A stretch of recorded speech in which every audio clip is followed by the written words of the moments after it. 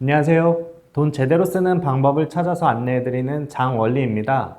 저축을 함에 있어서 중요한 한 가지가 있는데요. 바로 지출을 줄이는 작업입니다. 그러나 지출을 줄이기란 마음처럼 쉽지가 않죠. 특히나 고정적이지 않고 변동성이 있는 지출들 같은 경우에는 더더욱 관리하기가 힘든데요. 우선은 이런 변동적인 지출을 줄이기 이전에 우리가 고정적인 지출이 무엇이 있는지 체크해서 줄이는 작업이 먼저 돼야 되겠습니다. 그래서 오늘은 일상생활 속에서 고정 지출을 줄일 수 있는 간단한 방법들을 찾아서 안내해 보도록 하겠습니다. 네, 첫 번째, 이 부분은 제가 이전에 영상들에서도 한번 설명해 드린 적이 있는데요. 전기요금 줄이기나 일상 속에서 수수료 줄이기 이런 부분에서도 냉난방기구 상태를 좀 확인하자. 첫 번째는 냉난방기구 상태를 확인해서 이 냉난방기구에서 전기요금을 좀 절약하기 위한 방법이 무엇이 있는지를 체크해야 되는데요. 일단 냉난방기구 같은 경우에는 외부의 공기를 빨아들여서 원하는 온도까지 올리거나 내려서 배출해야 되는데 이때 많은 에너지를 소비하게 됩니다. 따라서 이 냉난방기구의 외부에 공기를 빨아들일 때 어려움이 있다거나 또는 외부 온도가 너무 낮거나 너무 높은 위치에 있어서 빨아들일 때 공기를 원하는 온도까지 맞추기에 더 많은 에너지를 소비할 수가 있습니다. 냉난방기구가 외부의 공기를 빨아들일 때 문제가 있는지 온도가 높은지 낮은지 체크해서 조치를 해줄 필요가 있습니다. 두 번째, TV 수신료를 체크하자. 요즘은 핸드폰이 워낙 발달되어 있기 때문에 TV를 놓지 않고서 생활하시는 분들도 꽤 계시는데요.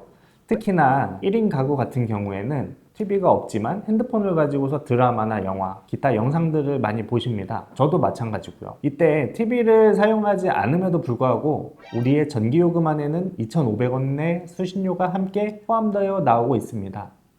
사실 이 사실 알고 계셨나요? 저 같은 경우에는 이번에 고정지출 줄이기를 준비하면서 처음 알게 되었는데요. 그렇다면 반드시 체크를 해서 환불을 받아야 됩니다.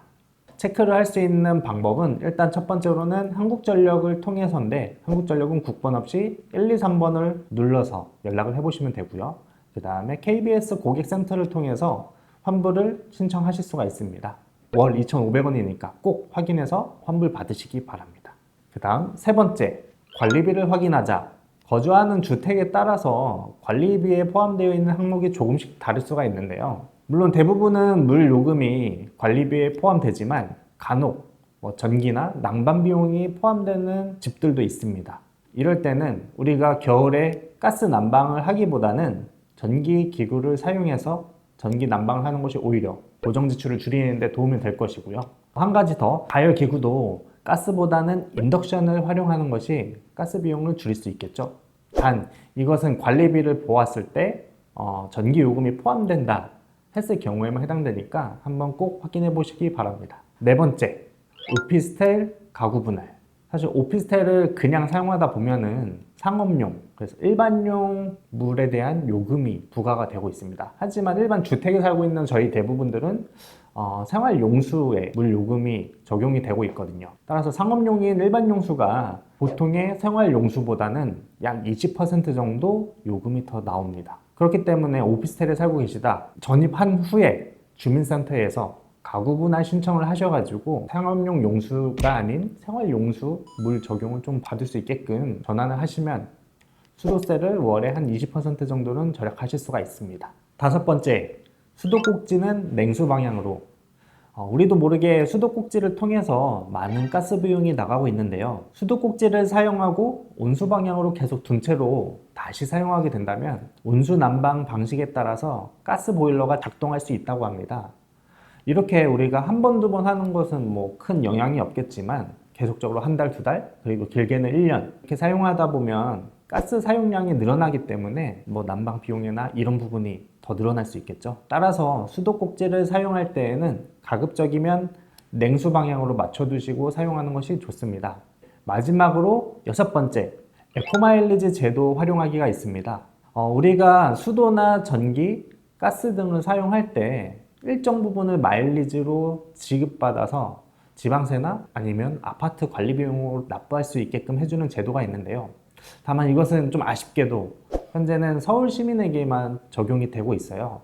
가스, 수도, 전기 이 사용량을 6개월 주기로 집계를 해서 이전 통계치보다 절감률이 있다면 그 절감률에 따라서 마일리지를 적립받을 수가 있는데요. 그 적립된 마일리지를 가지고 아까 말씀드렸듯이 뭐 아파트 관리비나 또는 뭐 친환경 제품을 따로 구입할 수 있는 사이트도 있다고 합니다. 전기와 수도, 도시가스 중에서 두 종류 이상을 선택을 하셔야 되고요. 가입월부터 시작해서 6개월 단위로 에너지 사용량을 집계한 다음에 이전 사용량에 대비해서 정해진 탄소 배출량 기준 안에서 마일리지를 적립해 주니까 이 부분 꼭 확인해 봐야겠습니다.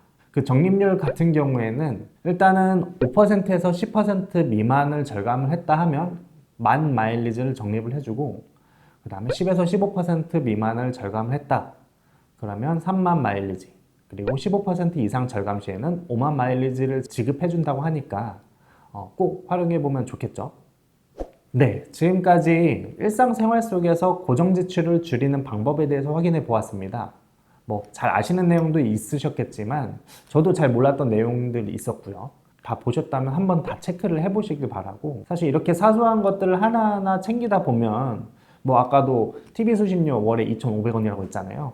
1년으로 치면은 금액이 적진 않죠. 적금 1% 높은 은행을 찾기보다는 평상시에 이렇게 좀 불필요한 지출을 줄인다면 적금 이자보다는 많은 돈을 모을 수 있다. 지난번 영상에서도 말씀드렸지만 계속적으로 저는 이런 부분을 좀 안내를 해드릴 거예요. 내용을 다 보셨다면 꼭 확인해 보시고 활용해 보시기 바랍니다. 내용이 도움이 되셨다면 좋아요와 구독 꼭 눌러주세요.